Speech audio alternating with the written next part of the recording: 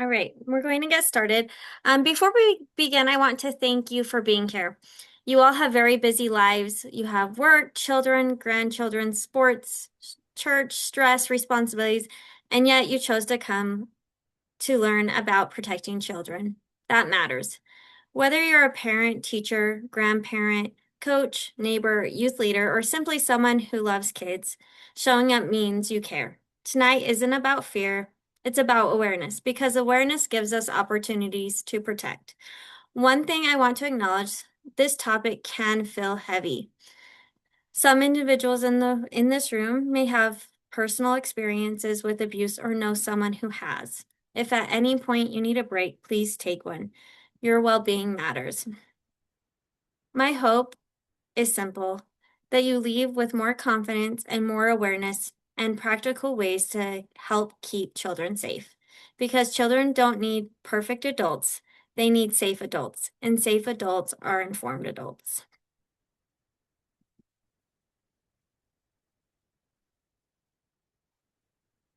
There are a lot of things we worry about when it comes to protecting our kids. In 2022, more than 6,000 young people in the US died by suicide. Communities all over the country are dedicating resources to help eliminate the tragic number of lives lost. Each year, about 30,000 kids are hospitalized from the flu. That may seem like a lot, but that number has been stabilized thanks to many different public health efforts. And every year, over 100,000 children are injured in car accidents. Those numbers would be bigger if we didn't have seatbelt laws, airbags, and child safety seats. But what about sexual abuse?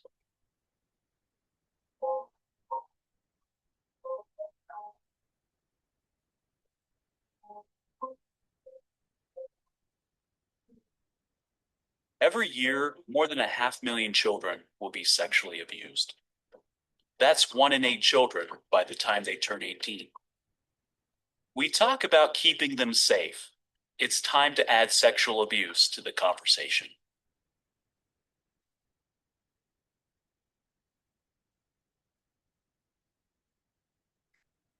Watching statistics like that can feel overwhelming. And when topics feel heavy, sometimes our first reaction is to look away because it's uncomfortable. But I want to offer a different perspective. Just like childhood illness and car accidents, we know children may get sick. We know accidents happen. Because of that, we've created prevention. Car seats, seatbelt laws, speed limits, helmets, smoke detectors, school safety drills. Not because we expect harm, but because we want to reduce risk and protect children before something happens. Prevention is one of the ways we show children they matter. This training is the same idea.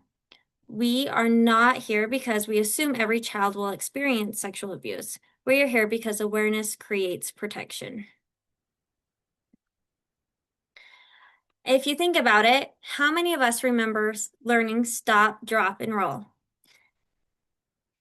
Most of us did. When I was little, I knew exactly what to do if my clothes caught on fire. Adults taught me, schools taught me, we practiced. But I don't remember anyone teaching me how to recognize grooming, warning signs of abuse, or what unsafe behaviors look like, or how children become vulnerable.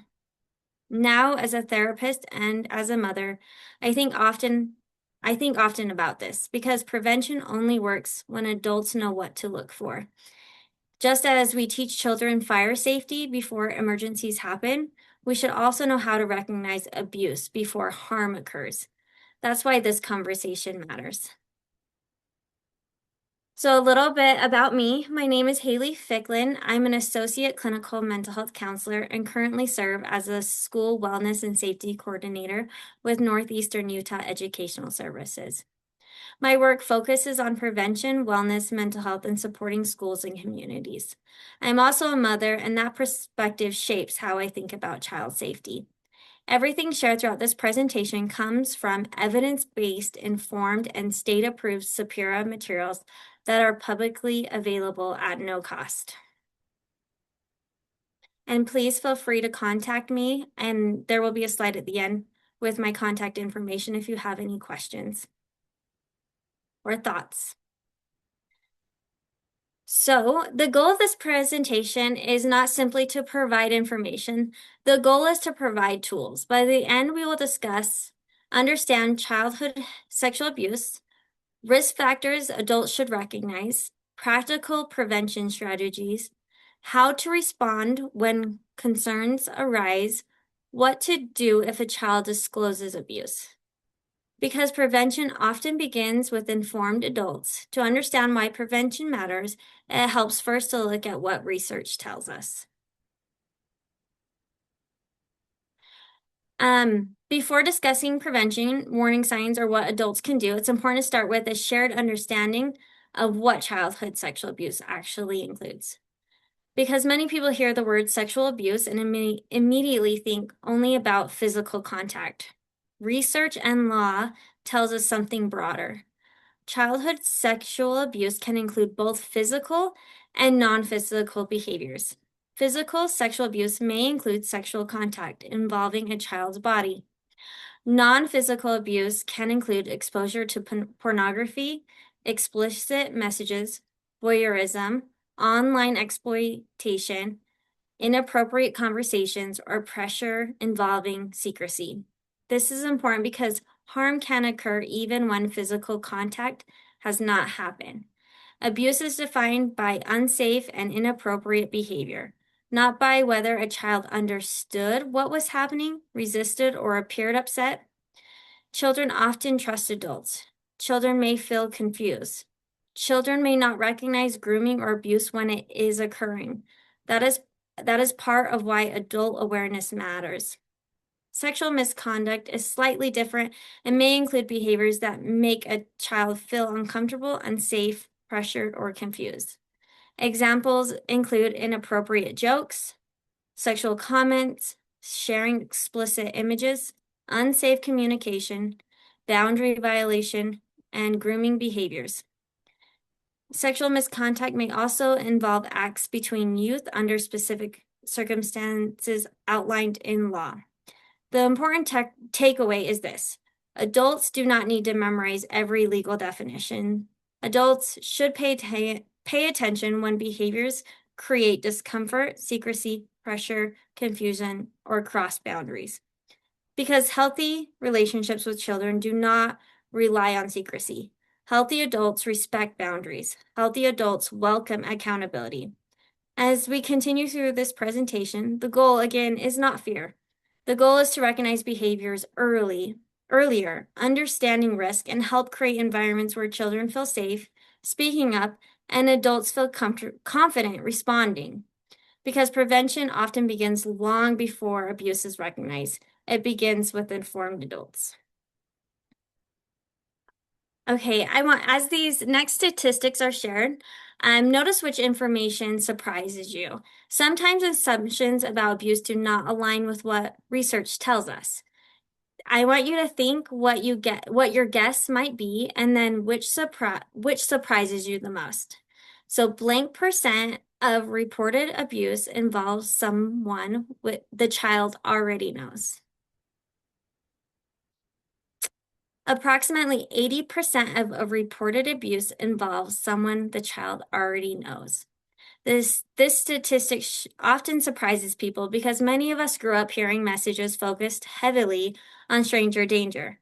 Research shows that in many reported cases, the individual is familiar to the child. Examples may include family friend, neighbor, coaches, relatives, youth leaders, trusted adults. This does not mean trusted adults are unsafe. It means familiar, a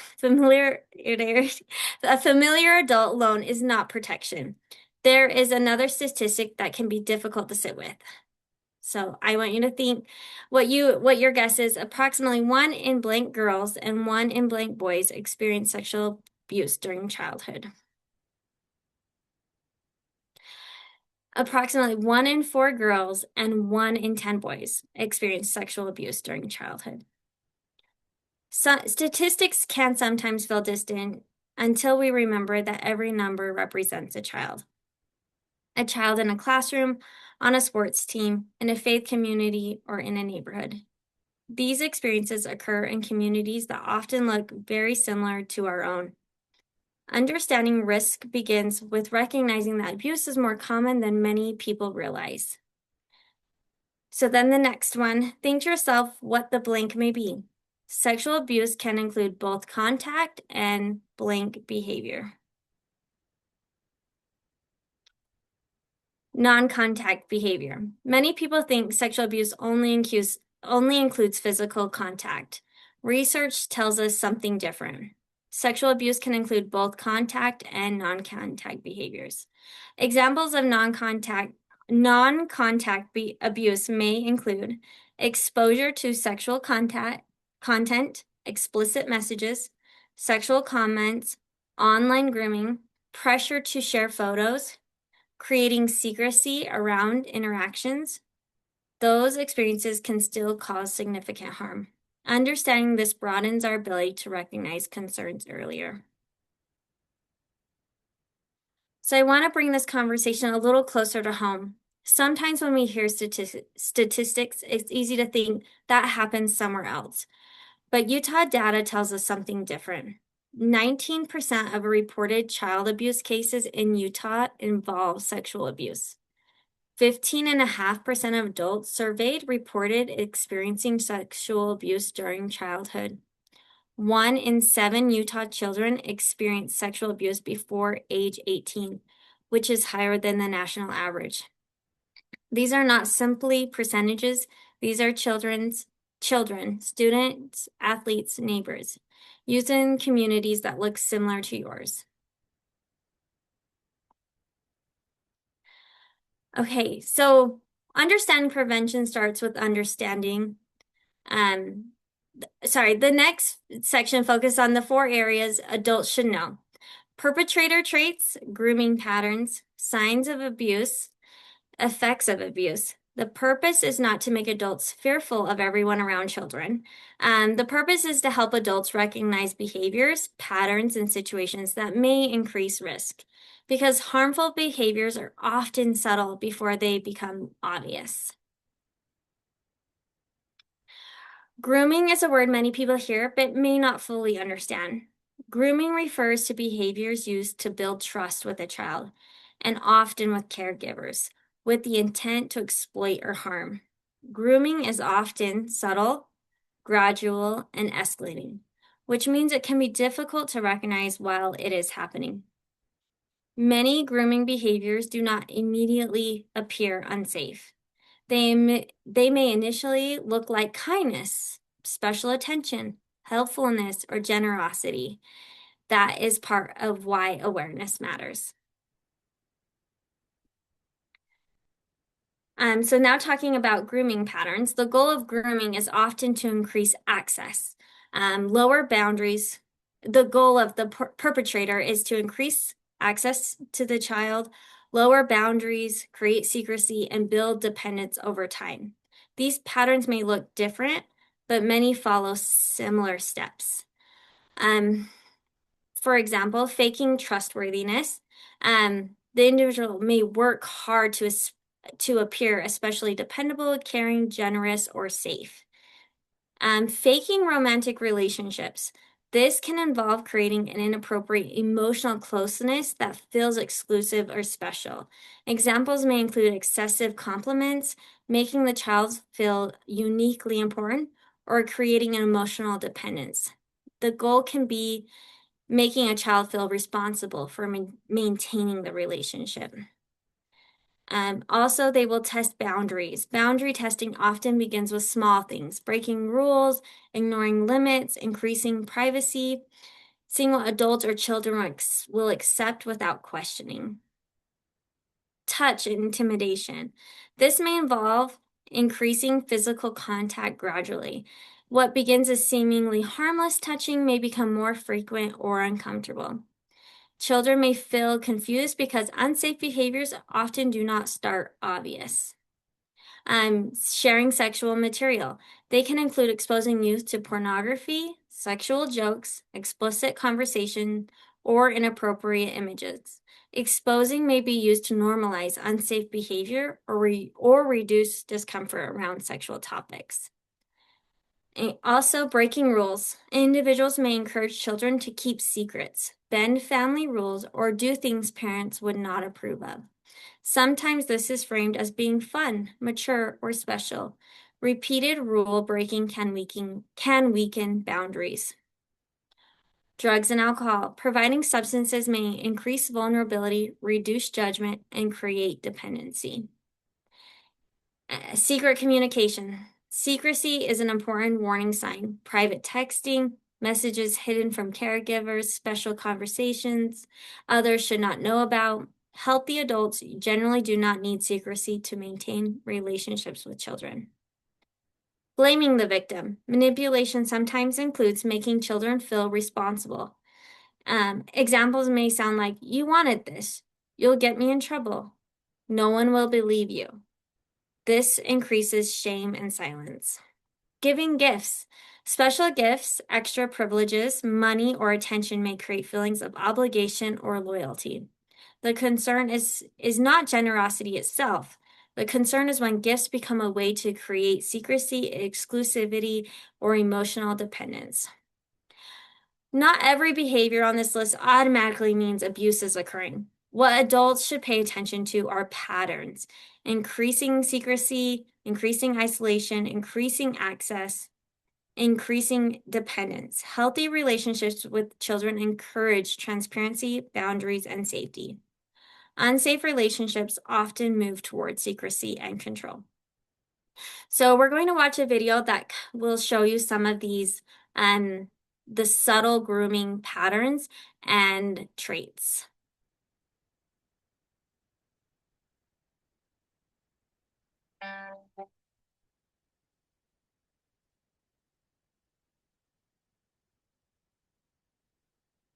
Oh, hey, honey. How'd you get home? I was gonna come get you. Oh, Uncle Cody gave me a ride. Oh, he didn't let me know. He told me he's gonna get me my own tablet. That is a very generous gift. He also told me I'm his favorite. Hey, I know you're getting too old for hugs, but he's your Uncle Cody.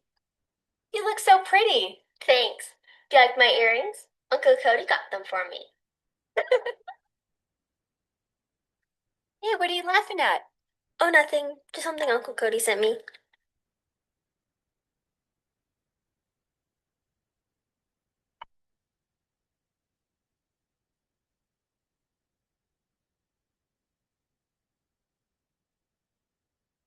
Yeah. Well, guess what? My uncle said he's gonna buy me my own tablet. I won't have to share with anyone. I'll finally have a little privacy. I gotta go. I'll text you later. What's going on? I think we need to talk about your Uncle Cody and maybe set some boundaries.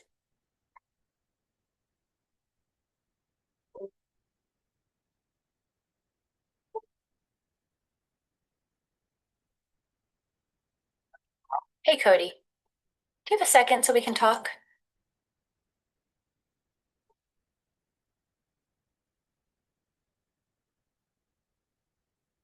After watching that, I just want to pause for a moment because when people think about grooming or abuse, many imagine one obvious warning sign, one huge red flag, one moment where everyone immediately knows something is wrong. But often, that isn't how grooming works. Grooming is usually subtle, gradual, like the video showed. It can look like kindness, extra attention, generosity, helpfulness, and that's part of what makes it difficult to recognize. In the video, notice what the mother started paying attention to, not one behavior, but patterns. There were secret conversations, special communication outside what other adults knew, testing boundaries, small rule breaking, gift giving, extra attention, creating a relationship that felt increasingly exclusive. Some of these things might not automatically seem alarming, but together, patterns begin to emerge and something important happened. The mother didn't panic, she didn't accuse, she didn't shame her daughter, she noticed. And then she started putting boundaries in place. more transparency, more supervision, clear expectations, increased communication, reduce secrecy, and that is prevention. So now we're going to talk about the perpetrator traits. One of the most difficult realities to discuss is that individuals who harm children often do not fit that stereotype. Many are described as helpful, well-respected, trusted, friendly, charismatic, involved in the community, holding positions of authority, such as coaches, teachers, faith leaders, volunteers, neighbors. The goal is not suspicion toward every trusted adult. The goal is to recognize that reputation alone should never replace boundaries or safeguards. Children deserve protection even around trusted adults. Healthy adults welcome accountability. Healthy adults welcome transparency. And healthy adults do not require secrecy.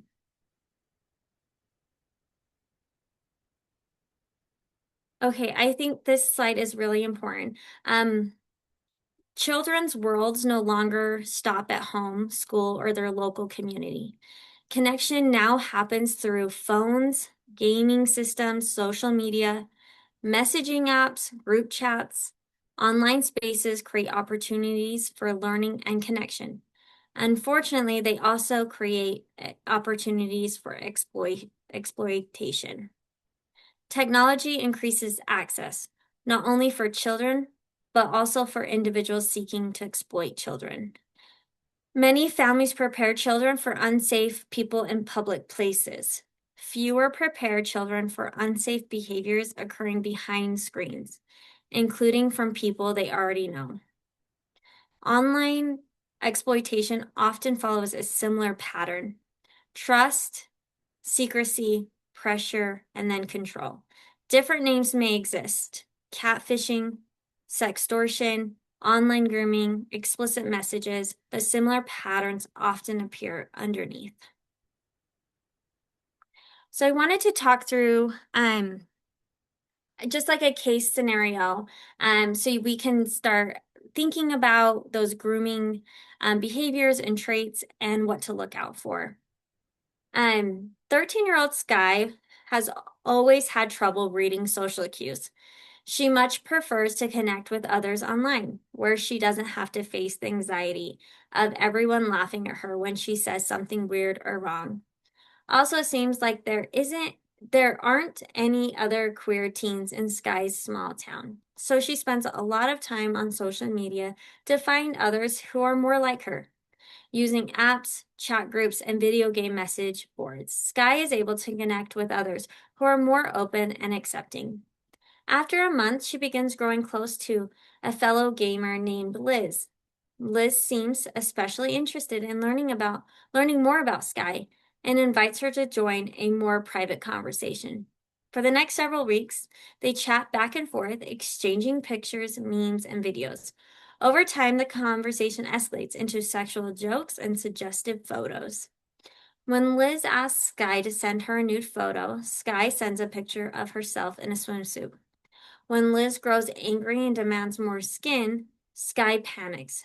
Then says she isn't ready.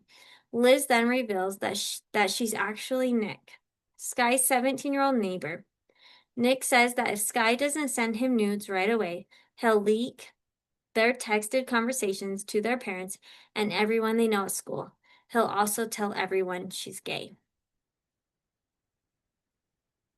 Online grooming often begins with connection, especially for youth seeking acceptance, belonging, or understanding. Notice the progression: building trust, private communication, increasing emotional dependence, escalating conversations, introducing sexual content, applying pressure, using threats, creating fear. Online exploitation often relies heavily on shame and secrecy. Young people may avoid telling adults because they fear consequences, embarrassment, or losing access to devices. Creating safe, non-judgmental communication with children becomes very critical. So some signs that you can look for, these are the physical signs that you can look um, for abuse. There is no single sign that confirms abuse. However, changes in physical well-being deserve attention. Potential concerns may include difficulty sitting or walking, pain or itching, sudden injuries, torn clothing, blood-stained undergarments, unexpected weight changes, new unexplained marks. A sign alone does not confirm abuse, but patterns, combinations, and changes over time matter. Adults noticing concerning should pay attention rather than dismiss changes. One important thing to know is there no single behavior that confirms abuse has occurred, but we want to talk about behavioral signs of abuse. Children and youth may show changes for many reasons: stress, grief, mental health concerns, family changes, developmental challenges. Well, adults should pay attention to our patterns, sudden changes, or behaviors that seem unusual for that child. Because children often communicate distress through behavior before they communicate with words. One thing adults may notice is sudden personality changes. A child who previously was outgoing may become withdrawn. A youth who was calm may become angry, anxious, or easily upset. Changes do not automatically mean abuse, but significant changes deserve attention. Another possible sign in older youth reverting to younger behaviors. Examples may include bedwetting, increased clinginess, baby talk, fearfulness. Regression can sometimes happen when children feel unsafe or overwhelmed. Adults may also notice unexplained fear or refusal to be around certain people, places, or activities. A child who suddenly resists practice, church, school events, family gatherings, or being around specific adults, and have fear without explanation, that deserves your curiosity rather than dismissal. Another potential concern in sexual behavior that is sexual behavior that seems beyond what would be expected for a child's developmental stage. Children may repeat language, behaviors, or knowledge they have been exposed to. Adults noticing concerning behavior should respond calmly and seek support rather than shame. Some youth may cope through self-harming behaviors, such as cutting or other forms of self-injury. Others may engage in high-risk or self-defeating behaviors, including substance use, unsafe relationships, impulsive choices, or putting themselves in harmful situations. These behaviors often communicate pain, not attention seeking. You might also notice sleep changes can occur, nightmares, difficulty sleeping, fear of bedtime, frequent waking, sleep disturbances can have many causes, but changes deserve attention. The most important message on this slide is this: children often communicate distress through behavior long before they communicate it directly. Adults may not always hear something happen, but they may notice something change. Those changes deserve attention, and children deserve adults who notice with curiosity, support, and care, not judgment. Okay, this section right here focuses on prevention. I think this is a really important topic because if we can have a lot of fear around how do we support this? 4 practical ways adults can reduce risk include talk, educate, monitor, and support. These strategies are not about perfection. They are about creating safety, openness, and trust over time. One of the most protective factors in a child's life is having an adult they feel safe talking to. Not an adult with perfect answers, a safe adult. Children are more likely to disclose difficult experiences when they believe they will be believed, supported, and not blamed. Let me say that again. When they believe they will be believed. Creating conversations does not always require discussing abuse directly. It often starts with everyday moments: car rides, bedtime, meals, walks. Small conversations create trust long before difficult conversations become necessary. Children should know they can tell you anything. They will not get in trouble for asking questions. Their feelings matter. Their voice matters. Safety often grows through repeated moments of connection. One of the most protective factors in a child's life is having an adult they feel safe talking to. Not an adult with perfect answers, a safe adult. So we're going to watch a video, which is one of my favorites.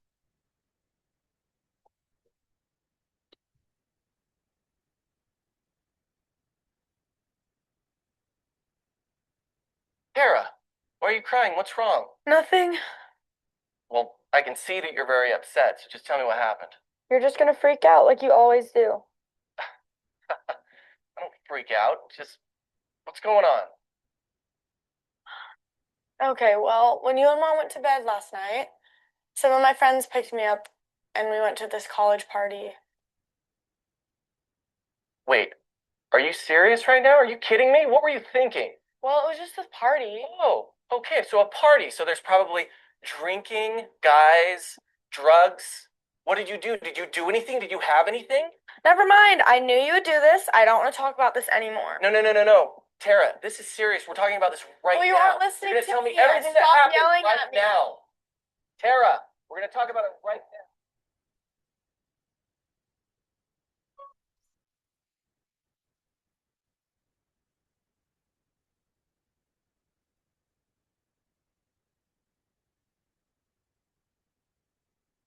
Tara, why are you crying? What's wrong? Nothing. Well, I can see that you're very upset, so just tell me what happened. You're just gonna freak out like you always do. Hey, I promise I'll just try to listen, all right? So what's up? Okay, well, last night when you and Mom went to bed, me and my friends, we went to this college party. Okay, and what happened? Well, we got there and people were drinking and there was alcohol and people were smoking weed. Okay. Well, and we were there and like people kept offering me beer, like a lot, and I kept saying no and it was getting awkward. I don't know. And so I just held a beer in my hand. Like I didn't want anyone to ask me about it anymore, so I just held it. But I didn't drink or anything. Is that what's upsetting you, or is... No, not necessarily. Alexis was there with me, and there's this guy, and he just kept hitting on her, and just like he would not leave her alone, and it was just like getting really scary. Hey, And it's okay. It's okay. Take a breath. Uh, can you tell me what else happened?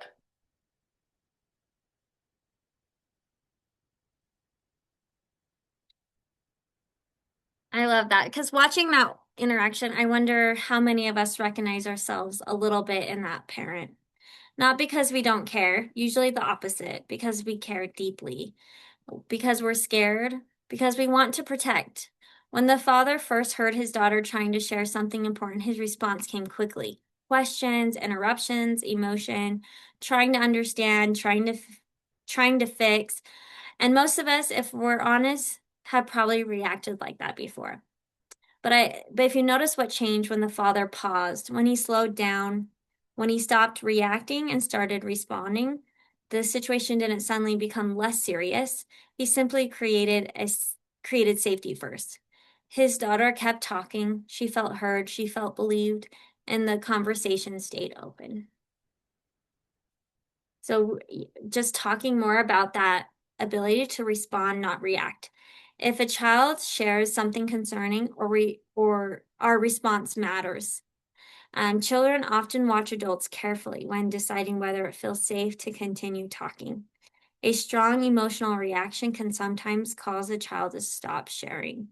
Responding calmly does not mean the situation is not serious. It means creating safety. Helpful responses may include listening, believing, remaining calm, validating feelings, allowing silence, thanking them for sharing.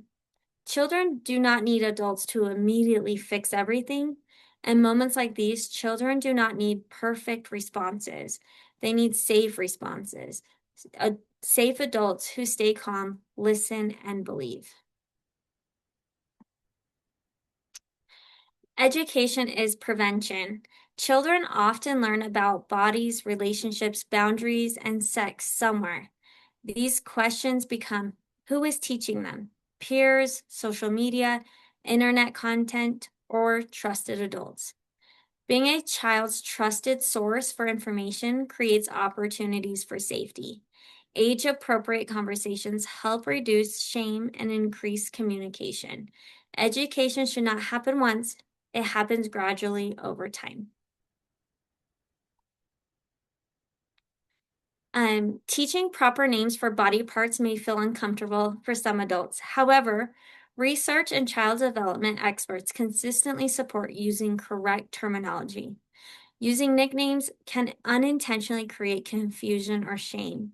Children who know accurate language are often better able to communicate concerns or describe experiences.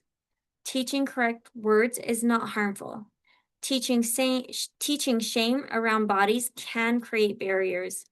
Children should also know language for discomfort. Examples include, I need help. This does not feel right. I feel uncomfortable. I want to leave. I need to talk to someone I trust. Helping children identify discomfort gives them language before crisis occurs. And then we're going to watch another video, which is, I think, just great to explain allowing uncomfortable conversations to happen.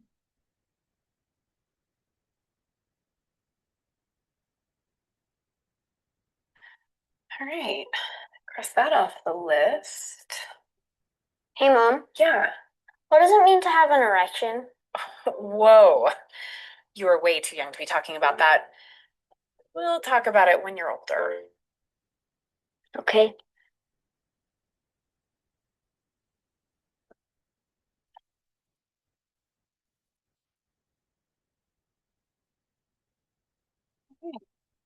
That off the list. Hey, Mom, Yeah. what does it mean to have an erection? Oh, okay. Well, that's a really good question. Have we ever talked about that before? No. All right. Well, an erection is when the blood vessels to the penis fill and it makes it firm rather than limp. Where did you hear that word? Some guy made a joke about it during swim team. All right. Well, you know what? You're going to hear words that you might not understand, and you can always come to me and ask. Like, I'm always here for all of your questions. Okay?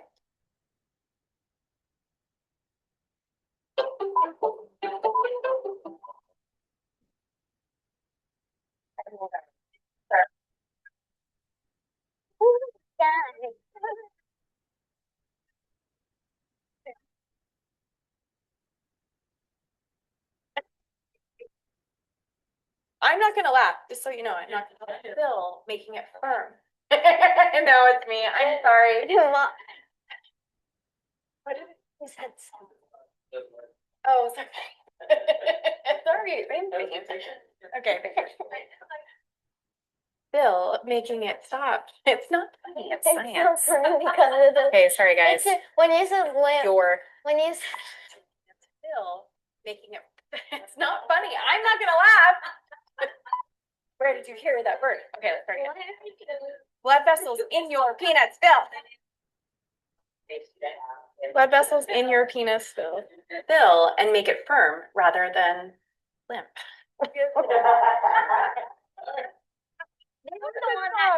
Sorry. I like that they kept the bloopers on the video because if you noticed, everyone laughed a little, maybe felt awkward, maybe uncomfortable saying words like erection, penis, body changes, and honestly, that's normal.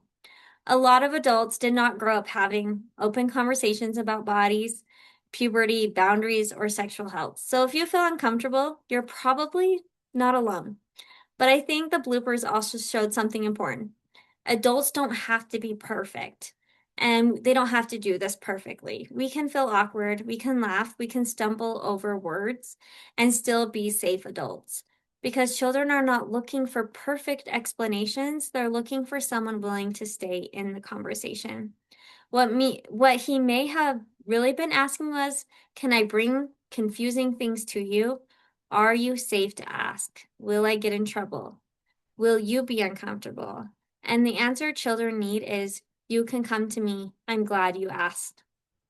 Adults willing to be a little uncomfortable, answer questions, and keep communication open, because if children learn, I can come back to my parent next time. Teaching children about touch should move beyond simply saying good touch and bad touch. Some unsafe touch may feel confusing. Children may not immediately recognize something as harmful. Safe touch generally leaves children feeling secure, cared for, and respected. Unsafe touch may create discomfort, confusion, pressure, fear, or secrecy. Children should know touch involving private parts should always be discussed with a trusted adult. Touch that includes secrecy deserves attention. Touch that creates confusion deserves conversation. The goal is reducing confusion and increasing communication. Unsafe touch is anything that leaves us feeling unsafe, confused, uneasy, or uncomfortable. Unsafe touch can also sometimes feel good to the child. However, it is still important to share with a trusted adult if there is touching on private parts of the body or touches that someone tells you to keep secret. It will diminish confusion when they have to report. Perpetrators are trying to confuse them. Monitoring children does not mean constant surveillance. Monitoring means awareness. Awareness of relationships, awareness of environments, awareness of patterns, awareness of changes. Helpful questions adults may consider. Who is spending significant time with my child? Are there situations involving secrecy or isolation? Are boundaries clear? Is supervision present? Technology monitoring matters as well. Online relationships deserve the same attention adults give in-person relationships. Adults sometimes notice discomfort before they understand why. Something feels unusual. A pattern seems off. A situation raises concerns. Pay attention to those feelings. Questions to consider. Does this happen frequently? Does this involve secrecy? Has someone else noticed concerns? Would this behavior feel acceptable if more people observed it? Intuition should not replace evidence, but discomfort deserves attention. Children benefit when adults remain observant. So here is a question checklist. Before sleepovers, activities, trips, or one-on-one situations, adults may ask, who will be present? Will supervision exist? Will my child have access to trusted adults? Are power differences present? What is the communication plan? What is our technology plan? Protective conversations do not create fear. They create preparation. A monitoring tool that can be helpful is the checklist of questions. Technology is part of childhood. The goal is not eliminating technology. The goal is reducing risk. Helpful strategies include monitoring online activity, knowing apps your child is using or children are using, discussing digital boundaries, using parental controls when appropriate, limiting access based on age and readiness, creating open communication about uncomfortable interactions. Children should know they can come to adults without fear or immediate punishment. Fear often increases secrecy, connection increases disclosure. Support. Support means helping children build confidence, resilience, and trust in themselves. Children who believe their voice matters may feel more comfortable setting boundaries. Supporting includes listening, encouraging, believing, respecting emotions, teaching body anatomy, helping children practice saying no. Children deserve to know their boundaries matter, their discomfort matters, and their safety matters. Boundaries. Adults sometimes need to set boundaries with other adults. Examples include requesting inclusion or communications, clarifying supervision expectations, addressing situations involving secrecy, setting limits around one-on-one access. Healthy adults generally welcome accountability. Boundaries protect relationships. Boundaries protect children, and boundaries protect adults. One of the biggest fears adults have is, what if a child tells me something? What if I say the wrong thing? How adults respond in those first moments matters. Children often remember responses for years. The goal is not having perfect words. The goal is creating safety. Children need calm adults. Children need believing adults. And children need supportive adults. So if a child shares something concerning, listen, stay calm, believe them, allow silence, avoid rushing to fill every quiet moment. Children may disclose slowly, sometimes over days, sometimes over years. Helpful responses may include, "Thank you for telling me. I'm glad you shared this with me. I believe you. You did the right thing. What happened is not your fault. I'm here with you." These responses reduce shame and increase safety. When children disclose difficult experiences, adults naturally want answers. But support is more important than investigation. Helpful actions help the child feel safe. Use active listening, believe them, validate emotions, use language they understand, remain calm, avoid questioning aggressively. Like we watched in the video with the dad at his first response, when he just reacted, he started asking lots of questions and it completely shut her down. Things to avoid also is showing shock, showing anger, expressing disgust, blaming, pressuring for details. Children need support first, and the investigation comes later. Safety comes first. The way adults ask questions matter.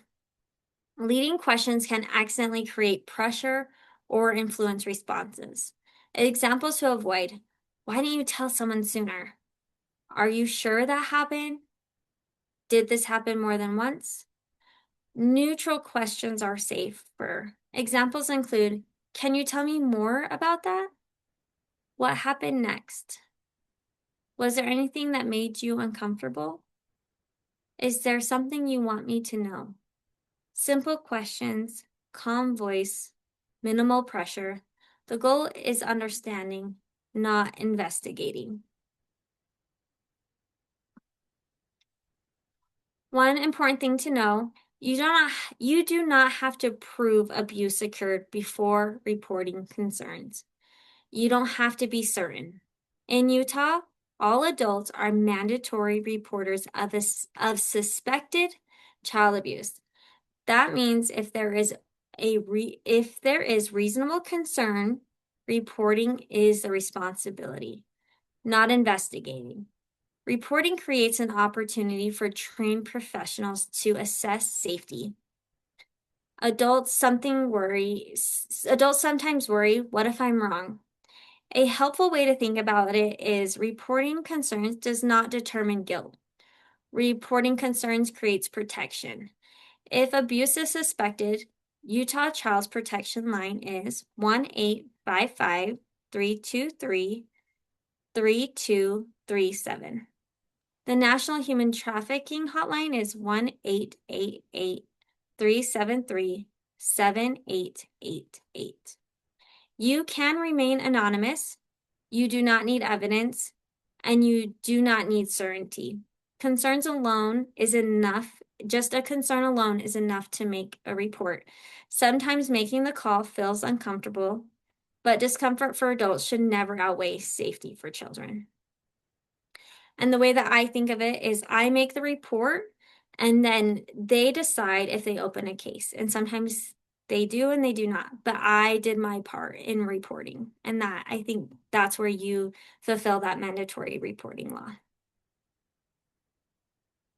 When reporting concerns, information that may help includes the child's name, location, safety concerns, observed behaviors, statements shared by the child, details remembered. Adults are not expected to know everything. Providing what is known is enough.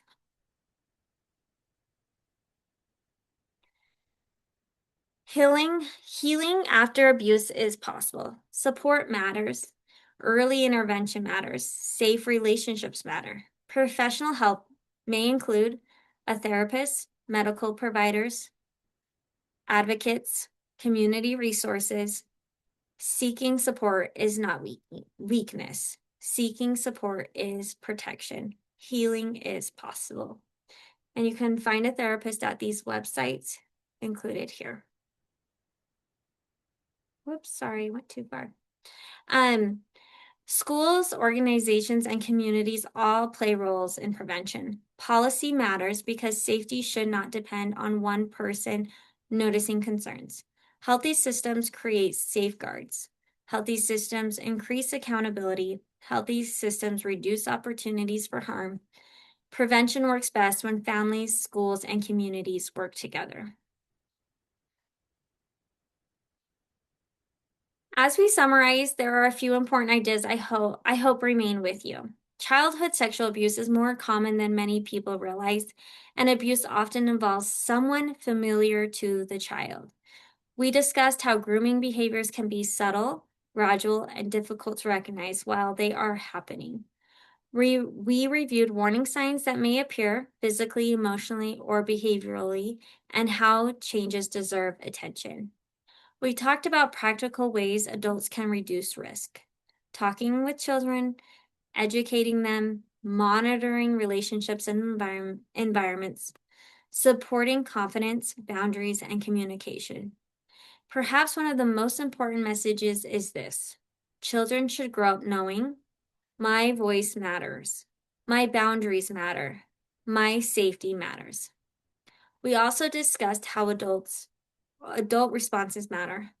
Children need calm adults, safe adults, adults willing to listen, believe, and act. And finally, you do not have to be certain abuse occurred to report concerns. Prevention often begins long before crisis.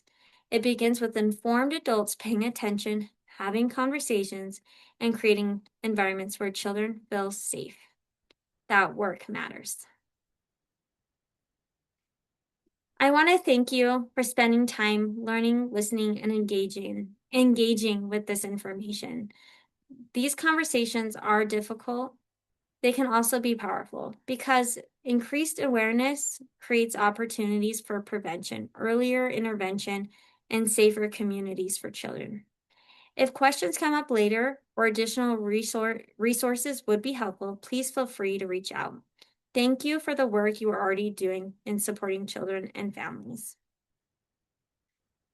I just want to reiterate, children deserve safe adults.